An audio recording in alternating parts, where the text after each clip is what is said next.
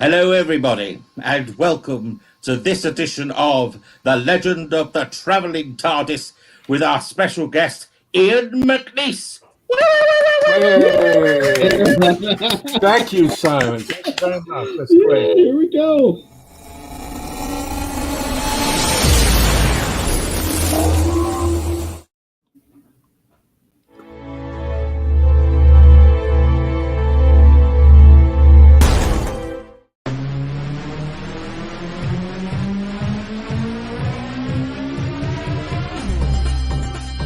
My name is Christian Basil. Years ago, I had an idea. I got myself a TARDIS. Took it to new places, met a lot of new people, took some great pictures, and talked Doctor Who. From Krypton Radio and the creators of the Hanging With web show, this is the legend of the Traveling Tardis. Join me on my latest adventures and become part of the legend.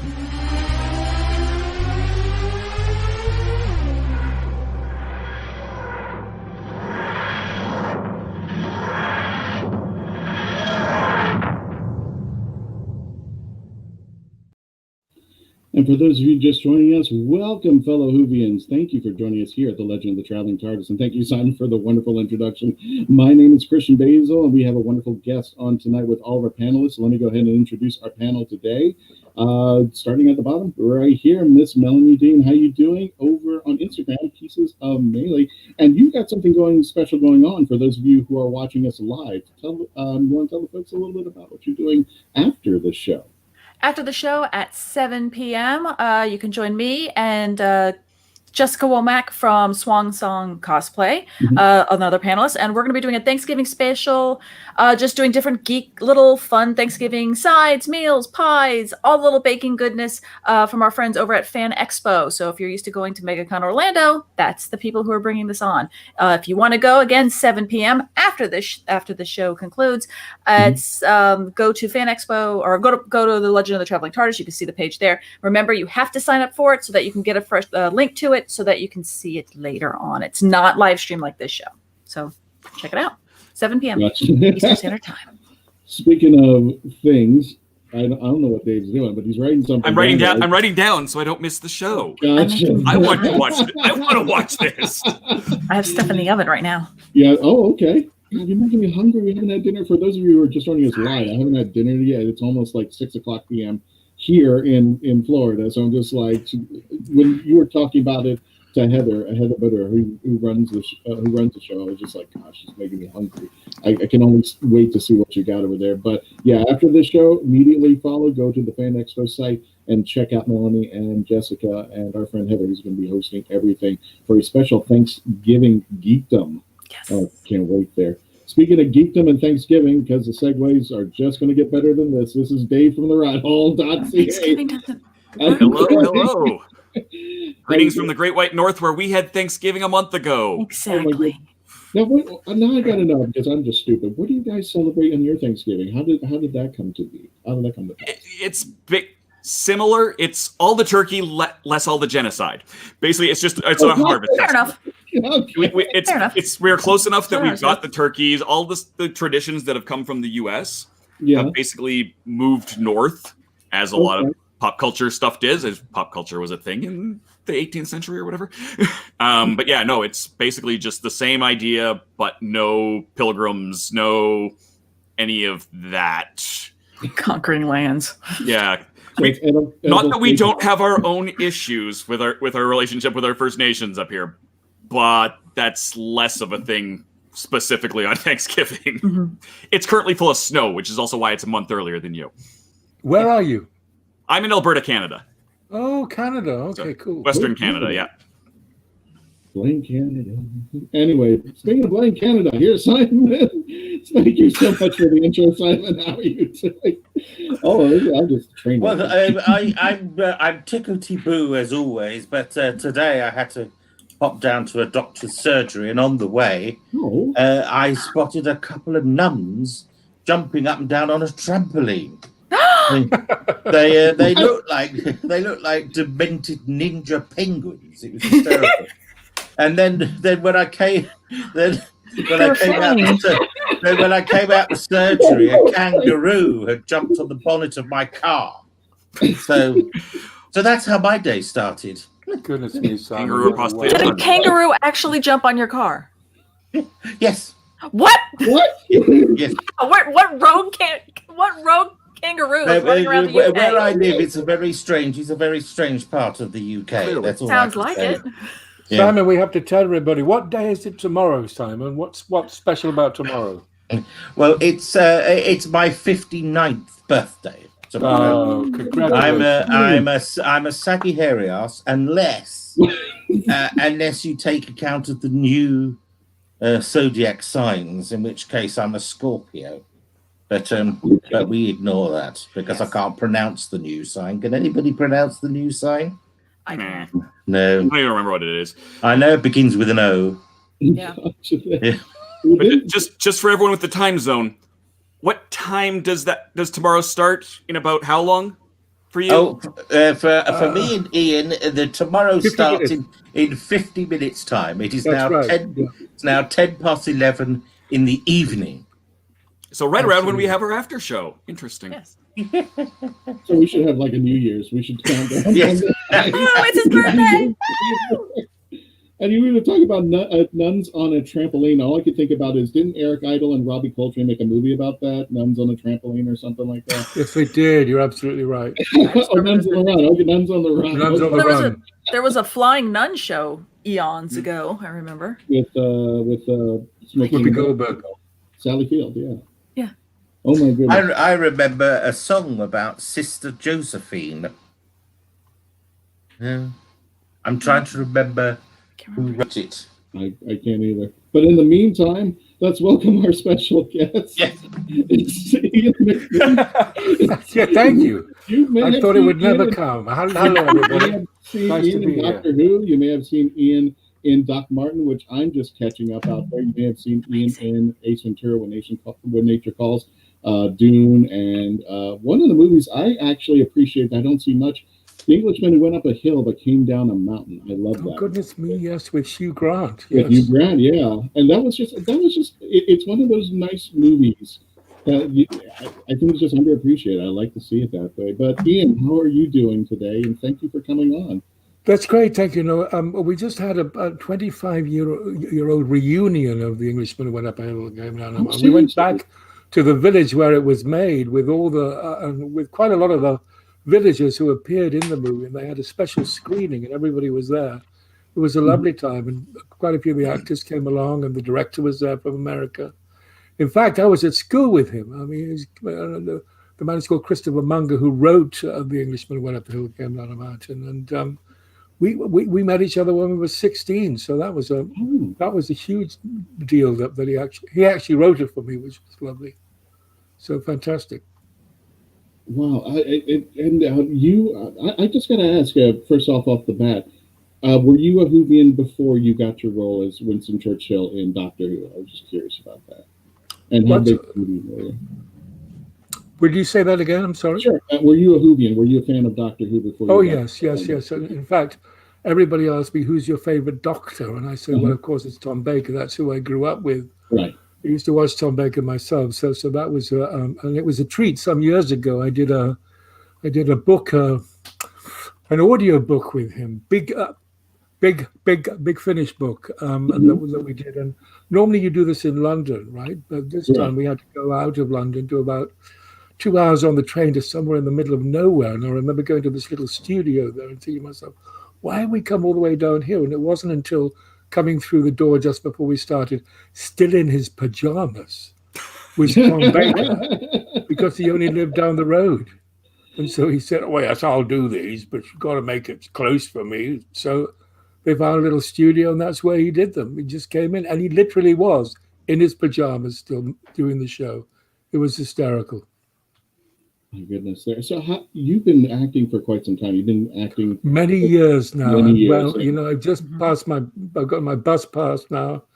I've just reached 70, which is a little difficult in England because you can't get insurance anymore. We just found that out the other day because of the government. So we're hoping to try and fight that somehow. But a lot of us over 70 are now looking for work but can't get insured. So we're all on a scrap heap over here in Britain, I'm afraid. And I'll pose this question for both you and Simon. Gentlemen, you are on the second lockdown as we speak. For those of you listening live here, the UK went on the second lockdown. How has that affected you, and how are you coping with it? How are you getting through this time? You take that one, Simon.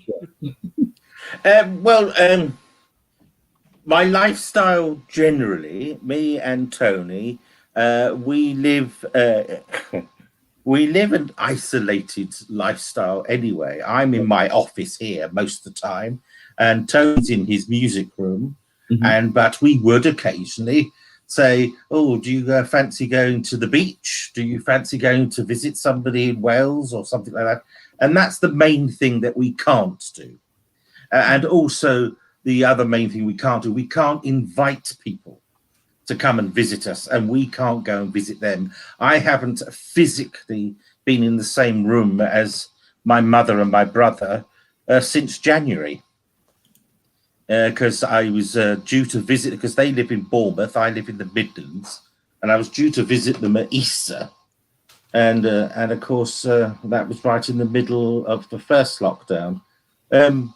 Fortunately, things like this are good. I can speak to my mother. We use Facebook video, so I see her, but it's not the same as actually being with her. And on a professional basis, and also on a friendship basis, the sci-fi circuit is a very amiable and lovely experience, and we'd have absolutely hysterical times having dinners, and Ian and I in particular, we would enjoy a curry somewhere, wherever we visited, and I do miss that terribly. But I try and keep myself busy and avoid the kangaroos. Apparently, didn't do that very well. Away from your car there. I just and it's been different here in Florida as well. Halloween night.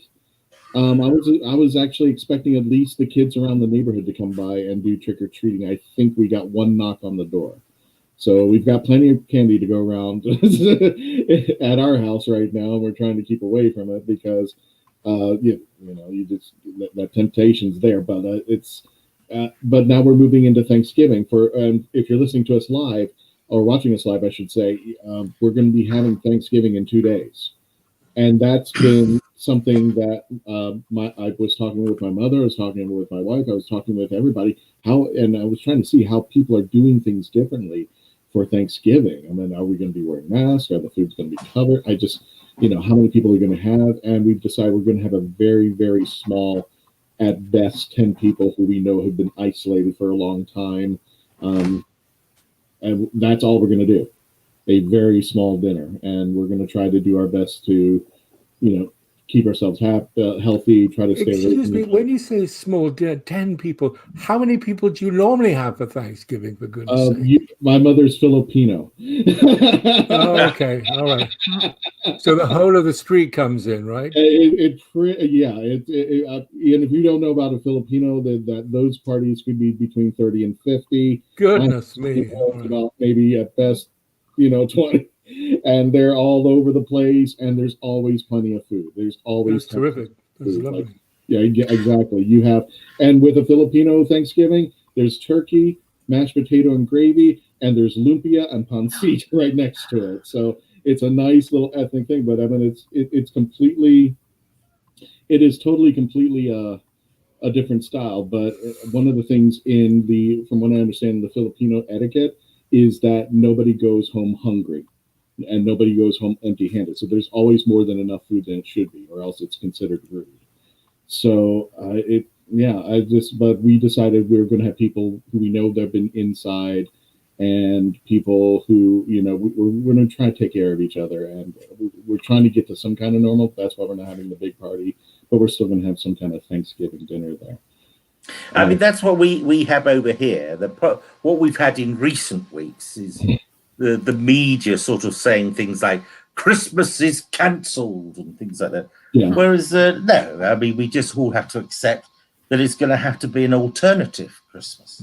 Exactly there. And after all, during the Second World War, my grandparents, there was not only was it difficult to have a proper Christmas, but there was lack of food as well. I mean, at the moment, correct me if I'm wrong, but at the moment, especially in the UK, I wouldn't say there's a lack of food. There are some people who probably need to go to food banks. Right. But I mean, me and Tony, we can pop down to our supermarket anytime, as long as we wear our masks and we sanitize when we go in. And it's not very difficult. The masks can get a bit smelly. You just got to remember to wash them every now and then. It's so in that sense, and treat it as an alternative, because in a couple of years' time, people will be looking back at 2020, and it will be referred to like people before us have said. It's not like it was during the war. We will be saying, "Oh, it's not like it was during 2020." Exactly. And 2016 was 2016 was the year that everybody, if we get past this year, we'll be fine. And now 2020 is going like, hold my beer. I got something for you. Speaking of hold my beer, we're going to a commercial break. When we return, we're going to continue our discussions with actor Ian McNeice. When we return, please continue to stay logged on, tune in, and become part of the legend.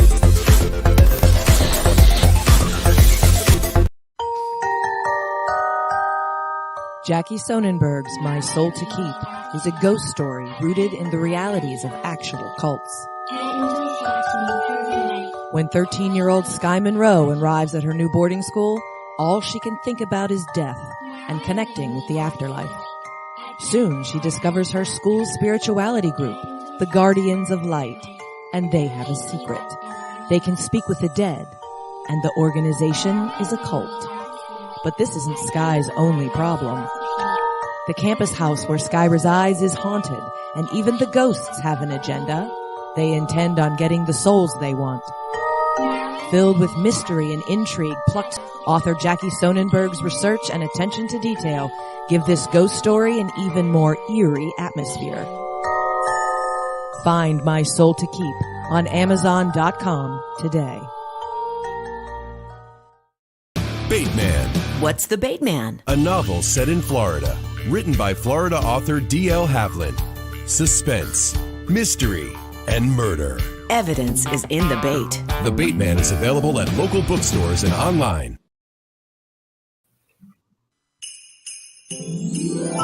Deborah Parmley's Jenna's Christmas Wish. Santa, if there's one thing I want for Christmas more than anything, it's someone to spend Christmas with. Someone who really wants me to be there. Head to the mountains of East Tennessee with romance author Jenna Hart for a Christmas writer's workshop. Since her mother passed after a long illness, Jenna has had one wish. She doesn't want to spend Christmas alone. Meeting Niccolo Maldini, cover model and actor, could make more than Jenna's Christmas wish come true. Unless Ember, Niccolo's ex-girlfriend, does something crazy to stop them from being together. It's a mountain Christmas romance you won't want to miss in Deborah Parmley's Jenna's Christmas Wish. Now on Amazon.com.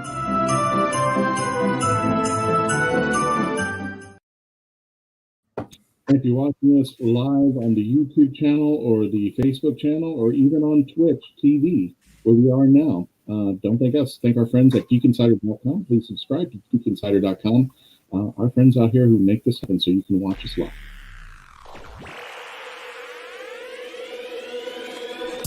At Geek Insider, we foster relationships with those in the geek sphere so we can give our audience the insider view of entertainment, tech, and more.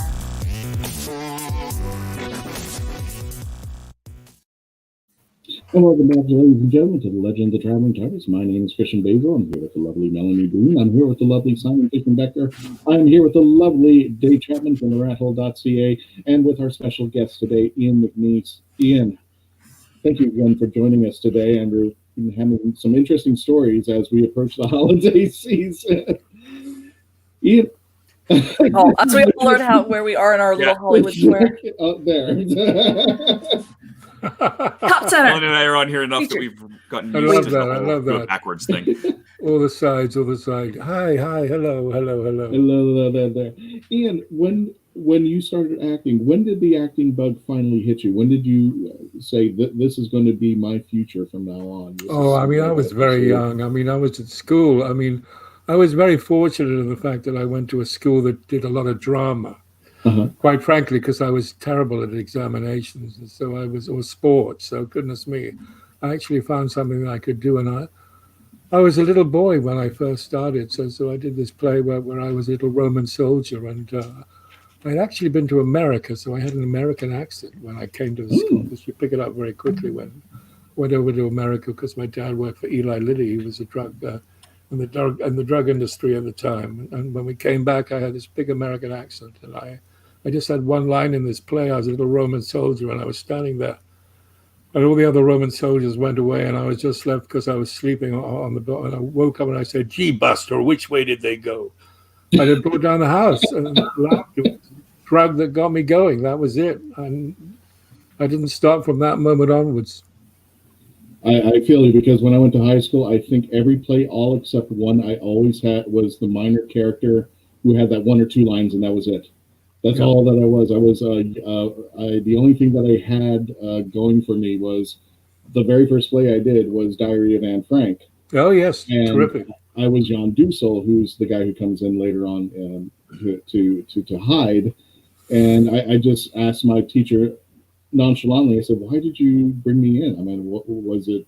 My reading was it?" And she goes, "No, you look Jewish." Just like, well, there you go. And I said, I did that. I don't know how I that played the looked father. I played the father at drama school. I remember that. I loved that play. It was a great play. I was always the king or god for some particular reason. That's not bad. I tell you, either of those will go down well. I was either working follow spot or on the fly rail because I wasn't afraid of heights. I did follow spot. That was me. my first big tech jobs was doing follow spot, and it was in a production of Fiddler on the Roof where the spotlight was also God. Yes. Absolutely. That's great. No, love that. So you get the role for as Winston Churchill in Doctor Who. Tell us a little bit about that, and how did you feel? Well, I was doing what was interesting is that I was playing Winston Churchill in the theatre, the National Theatre in Britain. I was doing a play called Never So Good, which was about Harold Macmillan, played by Jeremy Irons at the time. We were doing the play, and I was playing Winston Churchill. And Who came along to the play with a casting director of Doctor Who, because they were looking for someone to play Winston Churchill. They'd written this script.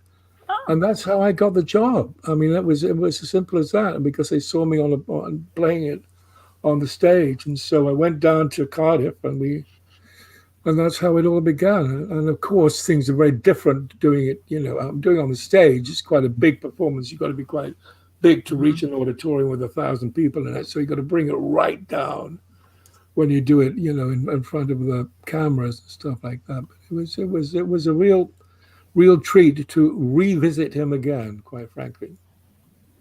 Keeping you preoccupied with the lockdown, what have you been doing? What do you like to do, like as a hobby? Do you paint? What other things do you do besides acting? I've been doing a lot of Zoom and stuff like that, which has been fun. And people like your good self have come and done interviews and stuff like that. And Cameo, which is extraordinary. This little thing we have over here, I think you have it in America too, which is people get in touch with you and say, can you say happy birthday to, or, Merry Christmas or something like to my son or my daughter or my mother or something like that. And because of Doc Martin that I play, there are so many ladies of a certain age who are in love with Bert, mainly mothers and grandmothers and people like that who want a little good wish for me. So I've done like sort of, hundreds of these now, and that keeps me going. Wow. I can do 2 or 3 a day, something like that. And Simon does them too. Not as many as Ian, of course. Oh, come on now. No, but I had my fair share, so I can't complain. So anybody can contact us via Cameo. Yes. And especially with Christmas coming up, as well as anybody who's got a birthday. You sell it, Simon. That's great. Yeah. I love that. Plug it like crazy. Yes. Cameo.com. That's where you can find Come in today, please. Just for those folks, and I'm giving these gentlemen a good plug because they've been kind enough to be on the show today. Cameo.com. If you want them to, you can purchase a package for one of these gentlemen to. Very reasonable, and of course, Simon is a lot more expensive than I am. So come to me.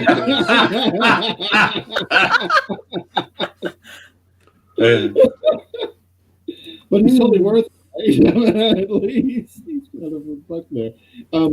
We have a question from our friend James Enstall, who's actually one of our panelists, and he's also from geek2meradio.com. What do you think of Liftgal's performance of Churchill in The Crown? I thought it was fantastic. I mean, I thought he did a really good job. I mean, I'm a big fan of John Lithgow, ever since Dexter, quite frankly, because he scared the pants off me in Dexter. He was just fantastic. And I thought, well, how is he going to do Winston Churchill? So I was very sniffy about it to begin with, thinking, why didn't they get me? I should have been doing this on The Crown. They should have had me. Come on. But actually, once I saw what he was doing with it, I thought he was wonderful. I thought he handled it beautifully. And I thought he got the essence of the man. No, I took my hat up to him. Good old John Lithgow. When I first heard that he was going to be with Churchill, I just thought the height difference, because Lithgow is like, I think 6'4", 6'5". He's a very tall gentleman. Yeah, no, he is, and I think they cope with that very well. I think they filmed it, putting people on boxes and stuff like that against him and things like that to help it out. And then he stooped, I think, which helped it a lot too. But no, I was very impressed with him. We've just I don't know whether you have it in America now, but Netflix have just released the fourth Crown. Have you got that too now? I'm not up to it just yet. Yeah, no, I've started it, and it's terrific. I mean, I'm a huge fan of The Crown. Well, it should be emphasized, though, that it is a drama and not a documentary. Yes. Absolutely. Very good, Simon. Absolutely. So they can get away with murder saying that, can't they? Yeah. I do like how if people understand that the concept of a historical drama, and that it is drama, that there are little notes here and there that are based in history that you can kind of go back and learn more about, like the painting of Churchill, and that's I forgot the artist's name, Sutherland. That if you go back and look at that painting, that it was burned, and it was very whoever in the production repainted Lithgow in that style of the actual painting. And I actually was able to kind of look back and found the newsreel of when they presented that painting to Churchill, which was just very interesting. But it is it's a drama. There is a lot of liberties being taken to make this a fun little binge-worthy show. And what's interesting is that just to give a little bit on props to John Lithgow, he's actually not only played Churchill, he's also played FDR. I'm just waiting for him to play Mussolini. He's got World War II all covered right now. he's got the trifecta going there. And our friend Ted Davies, and I'm actually going to be on his show later on.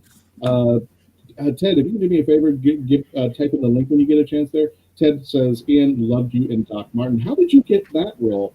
And you know what? It was so funny because I have this rule of thumb, right? So when you go out for an audition for something, if it's something that I really want to get, and if it's something that I thought, oh, this would be terrific, or it's something like a big series or something like that, I'll actually learn the script, right? So if I go for the interview, I'll learn the script so I can do a better job of it. So I went to Doc Martin, and they said, oh, it's a couple of scenes in this thing playing a plumber. I went, oh, God. So I turned up. I didn't learn it right, okay? So I went in there, and I did the first few speeches, and then the director said, oh, could you read something from another episode? And I went, what? And of course, it turned out to be this series, and I went, oh, Sugar Ray Robinson. I should have learned this, because I thought, goodness me, that I've started a better chance of trying to get it. If it's a series, it's going to be, a few months' work as opposed to like a couple of days. So anyway, I did the interview, and then, goodness me, that night they made the offer. So, I didn't even matter that I didn't learn it. I got it straight away, so I was thrilled. And when we did the first series, we had no idea how it was going to work out, whether it was going to go on and make another series. So we all ended up saying goodbye and everything. And you know what? That was in 2007. And now look at us.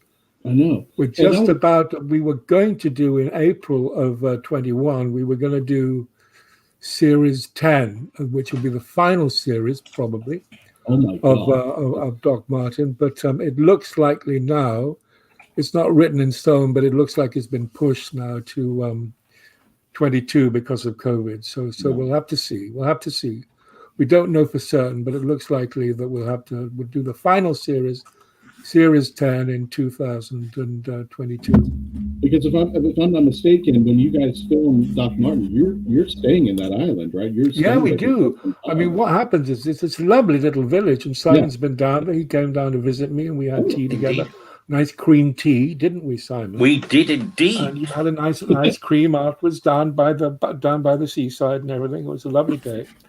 And but no, we literally go and live in the village for 4 months of the year while we make the show. I mean, absolutely, we're all down there, so we can be used at any point. So I've been lucky enough to have the same house, every time we've gone down there. We do it every other year, so it'll give chances to Martin Clunes to go off and make his sort of island shows or his shows about animals and stuff like that. So we do it every other year. And so, but I mean, I used to run a bed and breakfast for all my friends and family. They all come down and wanted to be by the seaside. I used to wake up in the morning and say, 2 eggs with some bacon. Is that what you want? And my kids all used to learn to surf down there. There's surfing and everything. It was just fantastic. If you ever decide to quit this thing and go to a bed and breakfast, I want to be the first person at your bed and breakfast.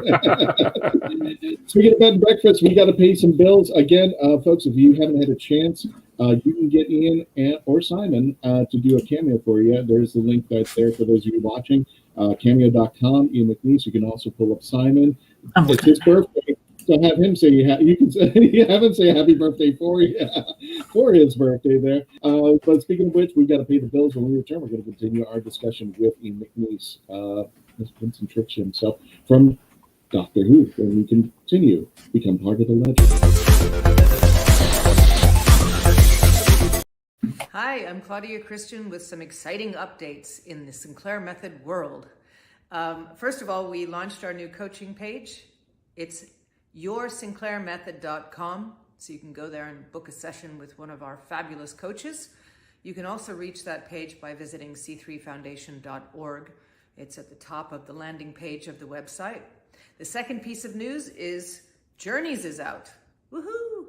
This book has been a long time in the making, and it is available in Amazon, Barnes & Noble, your local bookstore, and there's a limited amount of signed copies at c3foundation.org. So get your copy of Journeys now and visit the coaching page for some wonderful support. If you're on the Sinclair Method, you can book a session with a variety of different coaches. Take care and be well. Author Cindy Kep is writing on the edge. Books include Remnant in the Stars, The Loudest Actions, Lines of Succession, Mindstorm,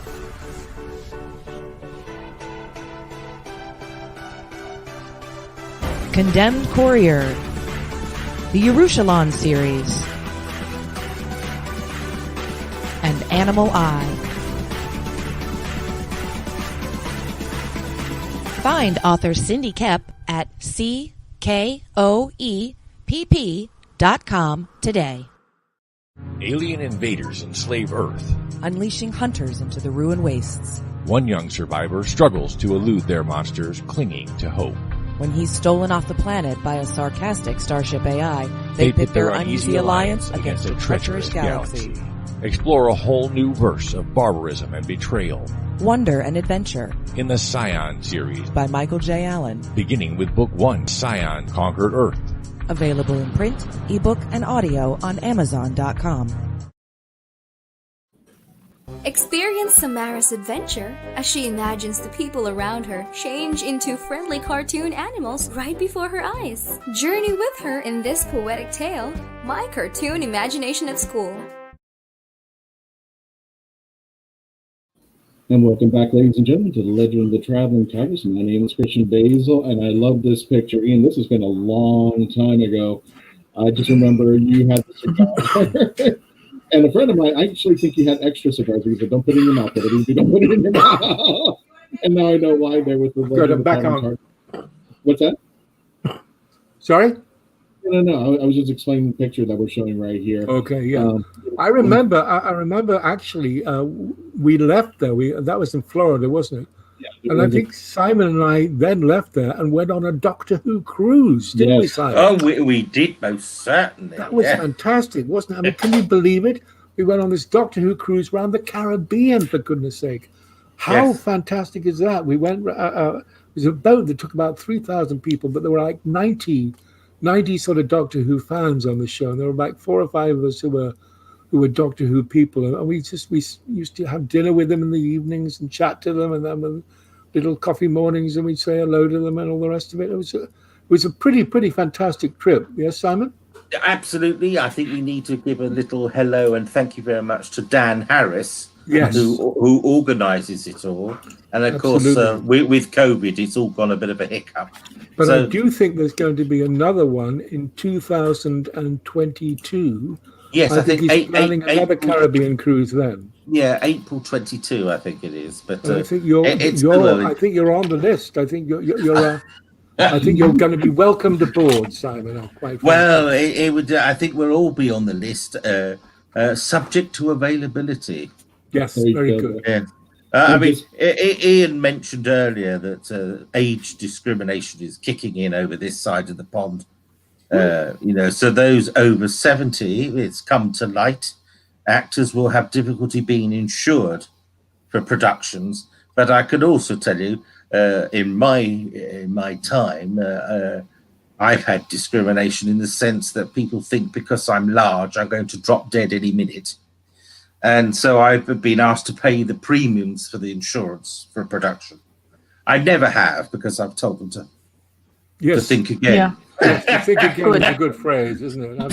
Yes, it's a think again. So, but it does happen, and it is quite extraordinary that I don't know what it's like in the States, but over here we have the Equalities Act, and one of these is you can't not employ someone because of their age. Mm-hmm. Yeah. So somebody 95 can apply for a job, and as long as they've got a certificate to say that they're fit and healthy to do it, you can employment. And but there we go. I personally think it's all just knee-jerk reaction to what's going on without people thinking sensibly and thinking things through. But any work for any actors at this time is welcome. So I don't want to poo-poo the idea so that productions are not made. But at the same time, Ian will probably identify with this. For a lot of time, actors have been told they don't do a proper job, that they can be quite lazy. Or on the other side of the coin, if they have had some success, people think, well, why should they earn that sort of money for only being on screen for 5 minutes? Mm-hmm. They really don't understand the process. They don't understand the process It's at all. 5 minutes on the screen, but that could have been 5 days of work going on for it is difficult and for all the preparation that you have beforehand before you go in and stuff. And it's difficult for actors to get work anyway, right? Anyway, it's difficult. So then to start putting up legislation that sort of implies that if you're over a certain age or over a certain weight, that you shouldn't be considered, it just limits again the limited amount of work that there is. But anyway, unfortunately, I shall step down from my soapbox. No, because honestly, it's an unfortunate reality that there's a lot of people out there who have strong opinions about what other professions that are not their own, what money they should be compensated for. whether it's an actor, if it's somebody who works in fast food, or if it works for any other profession that's not their own. Well, for the little bit that we can do for you guys, here it is. Melanie was kind enough to get both links out there. So look at that. I'm so impressed with what you put on the screen. That's fantastic. Cameo.com. We're going to have to pay him later on. You know that, Simon. Yes. You guys are on here. That's payment enough. So thank you so much. Great. So Cameo.com. You mean we're not getting paid for this? Simon, we're off. You and I guys will checks in the mail later. Absolutely, checks in the mail. And Fisher Becker, the number one, Cameo.com for either one of them. But please, if you would like to get something from them, I believe both of you have private chat, right? If I'm not mistaken. Okay, so if you just even want to send a message to them, send a message to Simon. If you would like to pay Simon to tell him happy birthday, that would be very good. It's a present, and being able to have that personal greeting on. I'm going to have to do a cameo for you, Simon, tomorrow. Get Simon to do a cameo for Simon. Yes. Yes. Yes. For Ian. Yes, we both agree on that. I just paid myself to sing happy birthday to me. But also, if people are private messaging me, I've got 2 books that you can buy. I don't believe this. You were meant to be on the panel tonight. It's about me. This show's about me, Simon, not about you. No. I'm just reminding. For goodness sake, it's about me. It's my show. You're on the panel. Get back and get out. Unbelievable. I'm done. Can I just ask you what are your books called, Simon? My Dalek has a puncture, and my Dalek has another puncture, and we can arrange to post you signed copies. Yes. And if you're joining us, we're interviewing actor Ian McNeice, even though there you go. All fixed. Yeah. Sorry, Simon. Can you bear it? Plugs, so might as well go for it. I do have to say that I do appear in the book, so it might be worth buying it just for that. Definitely. Yeah, definitely. There you go. One of the things I loved about Doc Martin was your relationship, and I apologize if I butcher his name. It's Joe Absalom. Say that again. Joe Absalom, the guy who plays Al Large, your son. It's one of my favorite story arcs that are going through there. Now, unfortunately, the PBS channel here in Orlando, I haven't caught up with it yet, but they were playing Doc Martin out of sync. So I was actually watching Series 3 and then Series 5, and all of a sudden Doc Martin had a baby and then he didn't. Yes, and broke up and then he didn't. So that must be so confusing. I mean, how on earth they do that? I mean, that's crazy. And then they said, well, if you want to get it, you can purchase it yourself. And just put it in order so I can actually watch it. No, I mean, Joe Absalom is very special. I actually tell my own children that Joe Absalom is the son I always wanted. Oh, God. And that goes down so well with them, I have to say, which is, but it's quite true. I mean, since day one with Joe, I mean, we just hit it off straight away. We have this chemistry now. We have a shorthand, and he actually lives down there now. He moved lock, stock, and barrel. He actually moved his family from London to Cornwall. He lives about 15 minutes outside of Port Isaac, where we make the show. He moved down there specifically so his children, who were quite young, could get a better lifestyle. They go to the local schools, which are really good, but they can also go on the beach in the summer, after school and stuff like that. So, and he loves it down there. So, no, that's really nice. And so, but I spend quite a lot of time on the phone, asking him how he is when we're not working together. We become very close. He calls me Pops. He's my second father now, Pops. So very, very special. So, I guess you're just taking James Engstall friend who said Simon has the very best laugh. That is absolutely true there.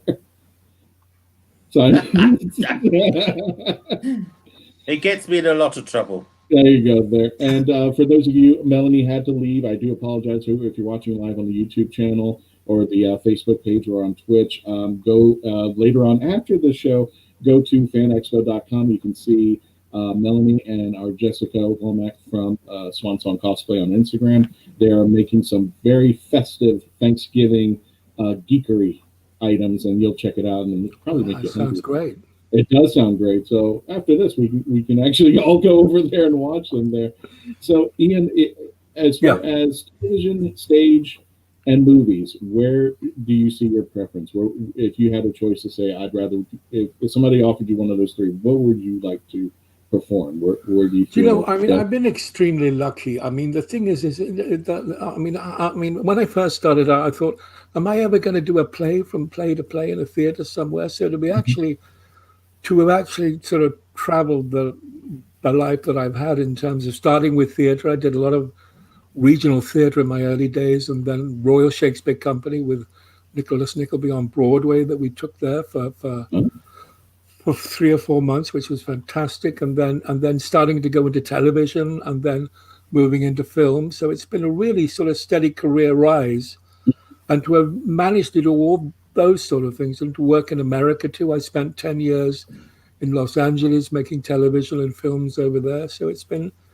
surely, I mean, absolutely joy to have had those opportunities, and to play parts like the plumber in Doc Martin, or to play a Prime Minister, Winston Churchill, to play Baron Harkonnen in Dune or something like that, or Ace Ventura with Jim Carrey.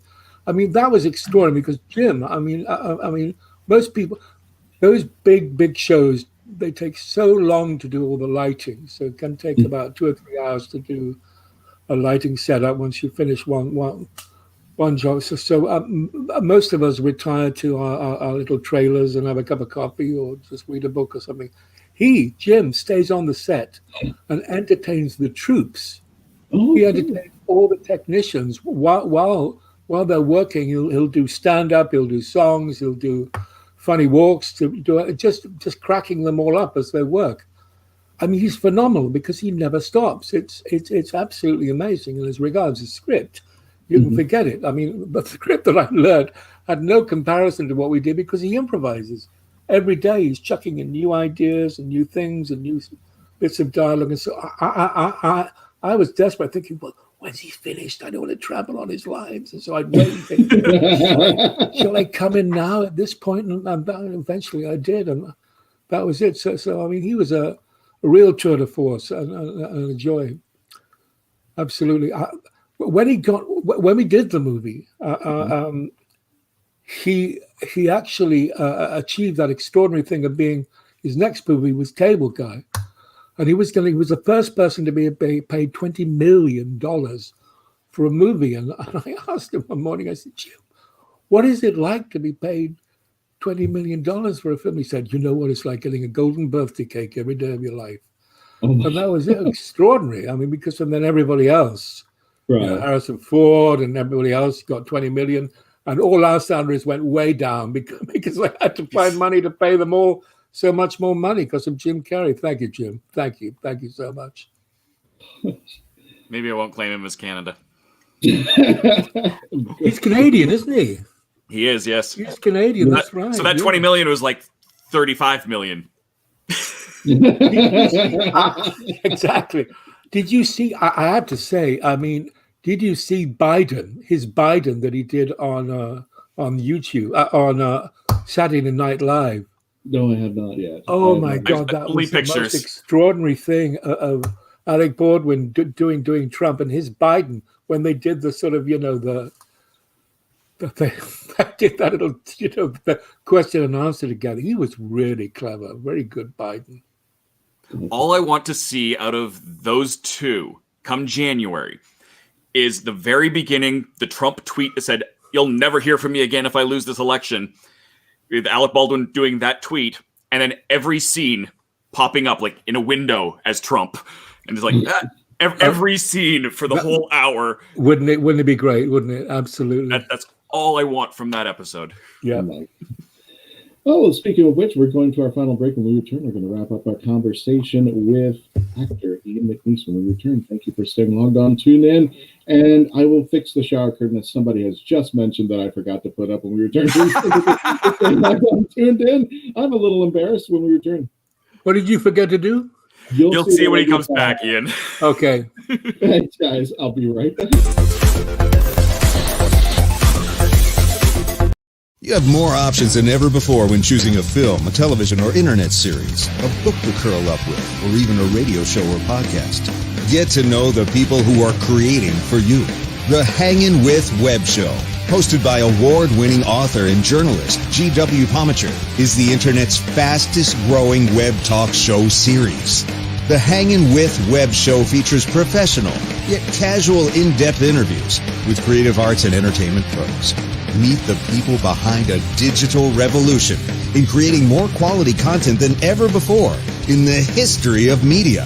Find the Hangin' With Web Show on YouTube, Facebook, or Twitter, or simply go to www.hanginwithshow.com.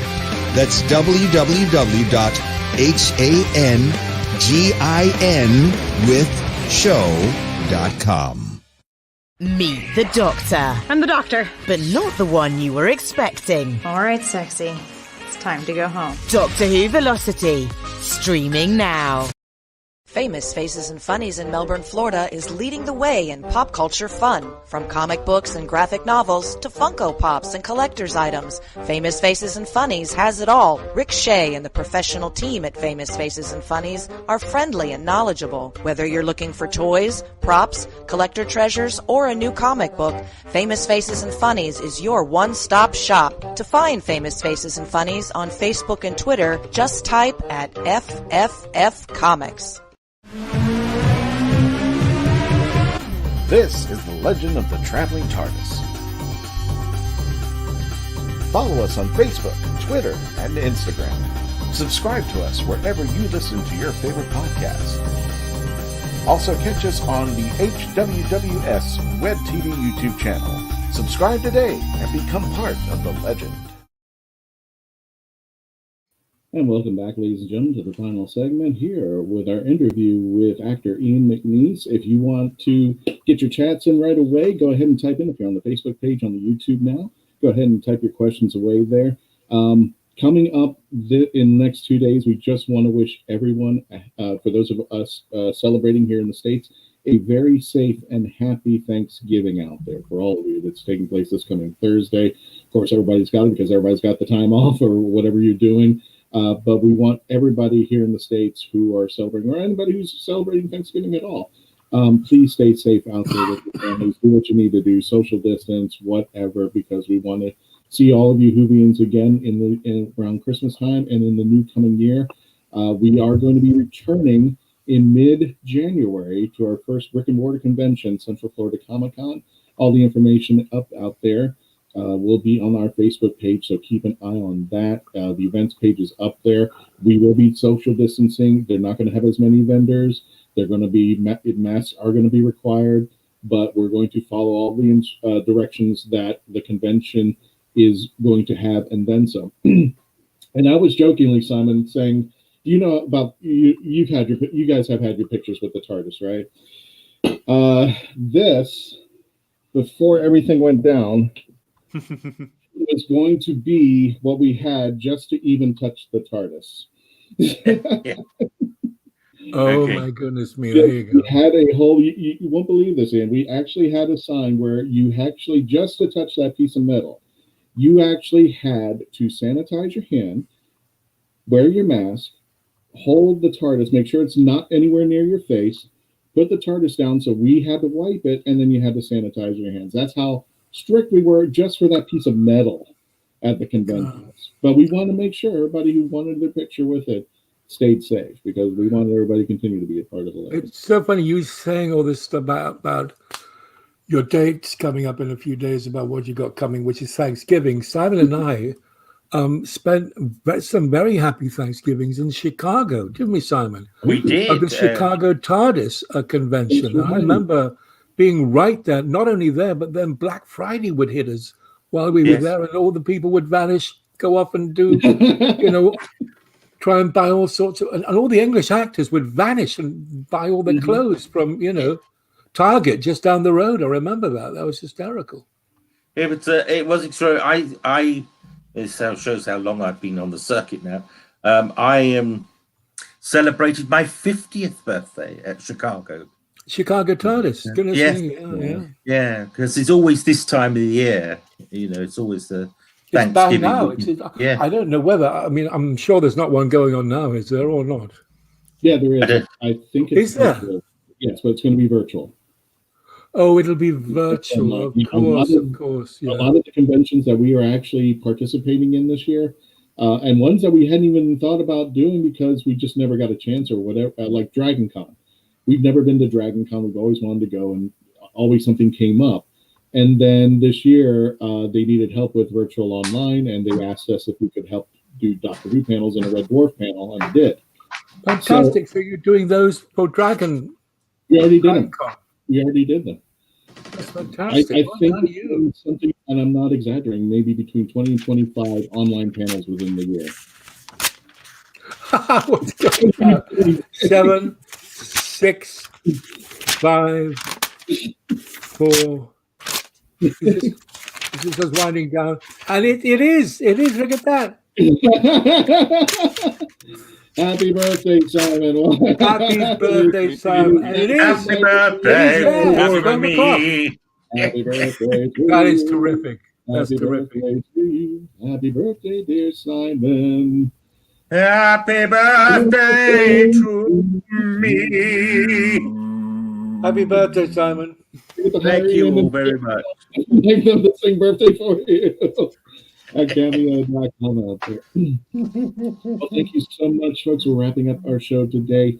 Ian, did you have any last minute words that you would like to tell our audience? Not at all. No, just to say thank you for having me, and everybody who's watching, have a really happy Thanksgiving. Stay safe, absolutely, during this terrible time. Stay safe and wear a mask and sanitize and all those wonderful things we're meant to do, but have a good time.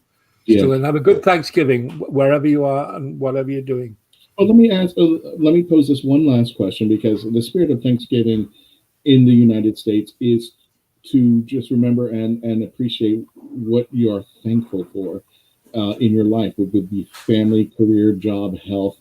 I'll end the show with this question. In your life right now, what are you most thankful of? I'm thankful that this year, my son has given me the most beautiful granddaughter called Ada May.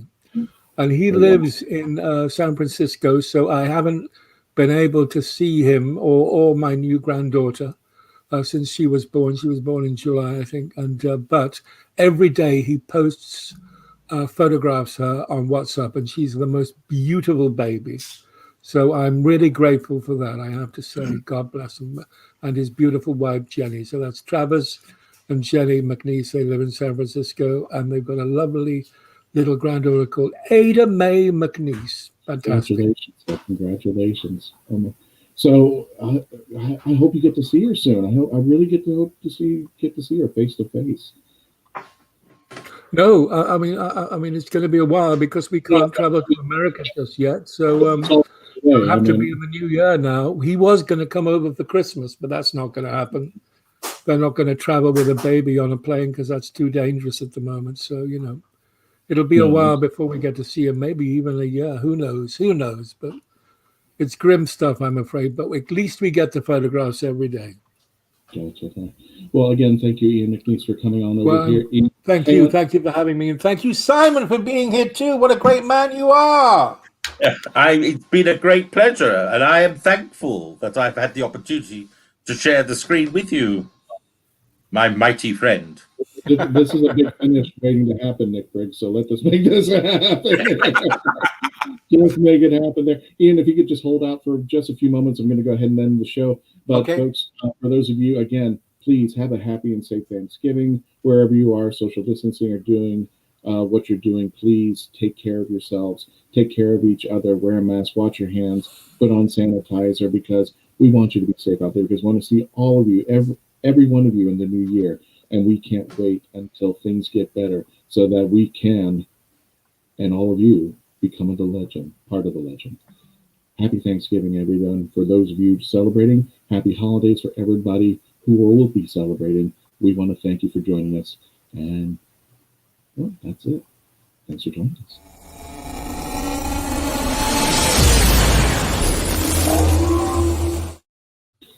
Ian, if you can do me one small favor, if you will, just for the audio, because this is now, we're still recording, but this is now not part of the audio portion. All that has been locked in. But if you can do me a small favor, just say something like, "Hello, this is Ian McNeice, and you're listening to The Legend of the Traveling Tardis," so I can put that on audio for you. Sure. Thanks. Hello, this is Ian McNeice. Some of you know me as Winston Churchill in Doctor Who, but you're listening to The Legend of the Traveling Tardis, and it's wonderful to be here, and I hope you have a lovely time. Bye. Thank you, Ian. If you want to stay, you're more than welcome to. We do something what we call the after party, which is basically if anybody has any last minute questions or stuff, but I understand it's midnight, and Simon, you have a birthday to do, so if you want to stay, you're more than welcome to, just in case any last minute questions show up. But everybody who also is live with us, if you decide you want to move over and just stick around a little bit longer, and I might be joining them very shortly, Jessica and Melanie are at Fan Expo right now doing their little cook-off for them for their Thanksgiving Day special with geekdom theme. So you can check them out there.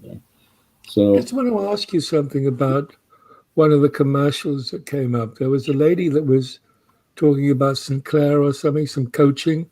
What sort of coaching is that about? What's from what I understand, and I don't, that is, I can't think of her name. Claudia Christensen. Claudia Christensen. She's actually the actress from Babylon 5. And okay. I'm trying to do this from memory, so I apologize if I get this wrong. She was considered openly an alcoholic.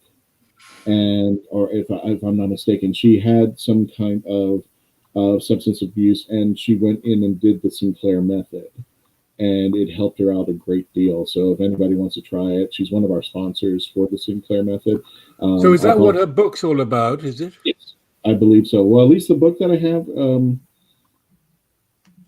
that's a good question. I know she does the Sinclair method. I've actually not read the book. I feel bad. She's a sponsor, but I have not read her book as of yet. But I didn't get a copy, so it's all right. I haven't had a chance there. But the coaching business, that wasn't to do with theatrical coaching. It was some other coaching, was it? Correct. Not theatrical coaching. In fact, give me a second there. I can. It is, medication for alcoholism. Okay, and absolutely. I understand what you're saying. Techniques and such, yeah. Yep. But yeah, that was what she was conveying, and she wants to help people who are trying to get out of that scenario, and it's highly. So how many people do tune into this show? On average, it really depends right now, but on average, in this show. In a week, we because we'll record live, but the video will stay on the Facebook page, and people will catch up. On an average week, we pull in about between 2,500 to 5,000 people, and we goodness me, really? And that's which is a very small amount compared to how many people follow us on Facebook. How many people follow you on Facebook? Well, somewhere over 41,000 right now. Yeah. Oh my goodness me! 41,000 follow you on Facebook. So if you want to tell your friends to subscribe, please do, folks. So, yeah, that's incredible. I think we can safely say we are the largest, at least on Facebook, the largest following of Doctor Who podcasts that we have out there. That's amazing. That's amazing. Did you know they had that many people, Simon? Sorry? He was drifting off now. He was nearly asleep, quite frankly, the poor old No. I do apologize. I had to respond to something from my aunt. He's getting, you were texting, were you, darling? You were texting. Yeah, I do apologize. What? Sorry, remind me. What were you asking? I was saying, isn't it amazing that they have 41,000 followers on Facebook? I think it is extraordinary, and considering, when you first started, you only had a few hundred. Yeah. So it's well worth supporting. It's a great show, to be honest. But mind you, you're pretty up there too. I mean, how many followers do you have on Facebook, Simon? Well, I now have 2 pages. On one page, I've got 4,500, and on another page, I've got 2,500. That's incredible. And then on Twitter, I've got something like 8,000, I think. Which I think really the 41,000 follow Simon around, and then the remaining 526 follow us around. I know. So I could tomorrow have 41,000 people wanting cameos. Yes. Well, I was going to say after each of these shows, and I know I absolutely wickedly promoted my books, but I can tell you this week I will get at least 5 sales out of it. You good man, you good man. Yeah. That's great. Yeah. So in that way, that's my fee. I'll tell you what, Ian. As a gift to you, I will put both you and Simon's link to your cameos on our page.